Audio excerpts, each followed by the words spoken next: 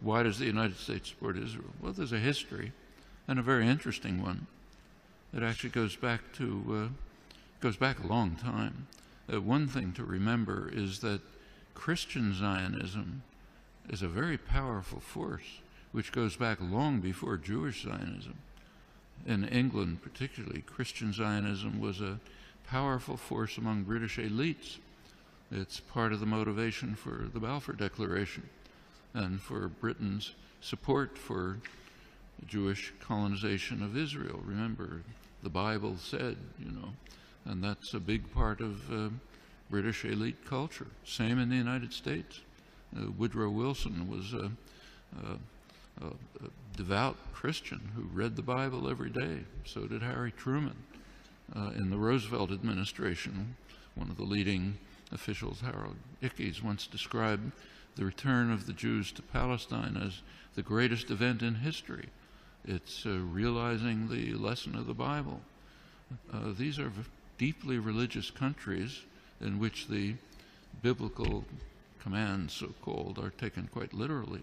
Also, this is just part of colonization. This is the last phase of European colonization. And notice that the countries that are most strongly in support of Israel are not just the United States. It's the United States, Australia, and Canada, the offshoots of England, Anglosphere sometimes called, unusual forms of imperialism.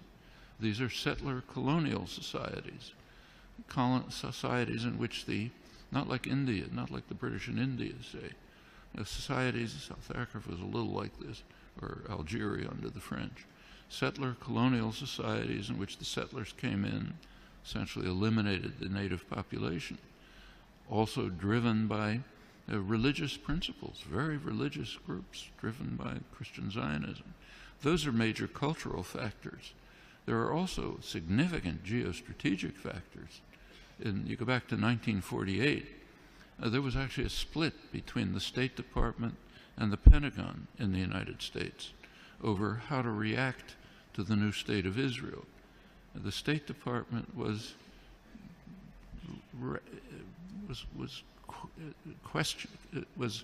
not committed strongly to Israeli conquests, the establishment of the state, and was concerned about the refugees.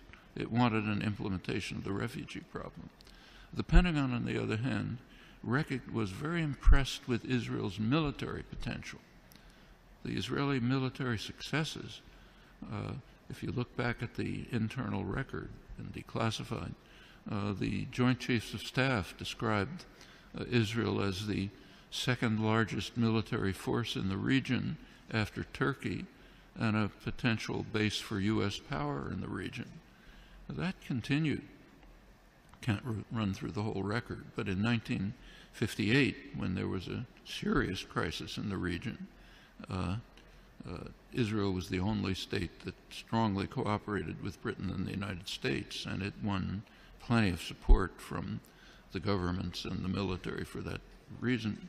1967 is when the current relations with Israel were pretty much established. Israel performed a major service to the United States by destroying a secular Arab nationalism, a major enemy of the United States, and supporting radical Islam, which the U.S. supported. And it continues right until the present. Right now, we saw an example of that just during the latest Gaza attack. You recall that at one point, Israel began to run out of munitions during the assault, despite the fact that it's armed to the teeth. The United States provided Israel with additional munitions through the Pentagon. And notice where they were taken from. These were U.S. munitions pre-positioned in Israel for eventual use by U.S. forces. One of many signs of how Israel is regarded as essentially a military offshoot of the United States. Very close intelligence relations that go way back, many other connections. And the media tend to take up, to support the policy of the government with very few, kind of little questioning around the edges, but basically accept the policy. So, for example, take another issue. Take the U.S. invasion of Iraq. You cannot find the phrase U.S. invasion of Iraq in the U.S. media, though it was obviously an invasion, a blatant act of aggression, a textbook case of well, that's Nuremberg trials called the supreme international crime, cannot be mentioned. President Obama is praised as an opponent of the invasion. And what did he say? He said it's a mistake. It's a strategic blunder. We're not going to get away with it. That's the kind of opposition that you heard from the German general staff during Hitler's invasion of Russia. It's a blunder. Shouldn't do it. Should knock off England first. That's regarded as opposition. Same in Vietnam. There's now a commemoration underway, big commemoration of U.S. sacrifices in Vietnam. Try to find the phrase U.S. invasion of South Vietnam there or anywhere in the past years since 1961 when it took place. Non-existent, maybe on Democracy Now, what I write, but way out at the fringe. And this is not unique to the United States. Take, say, Britain. Right now there's interesting debates in the British literary journals, like the Times Literary Supplement, as to whether Britain should finally begin to recognize the genocidal, the word that's used, genocidal character of British colonization hundreds of years ago. Should Britain begin to face it? You can ask that question in many places.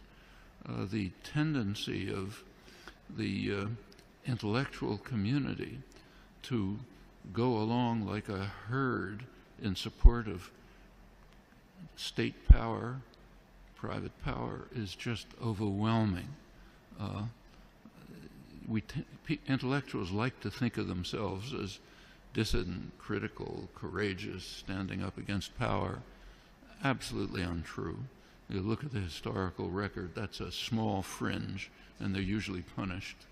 The mainstream tends to be what was once called a herd of independent minds, marching in support of state power. Nothing new here. Unfortunate, you have to fight against it, not new.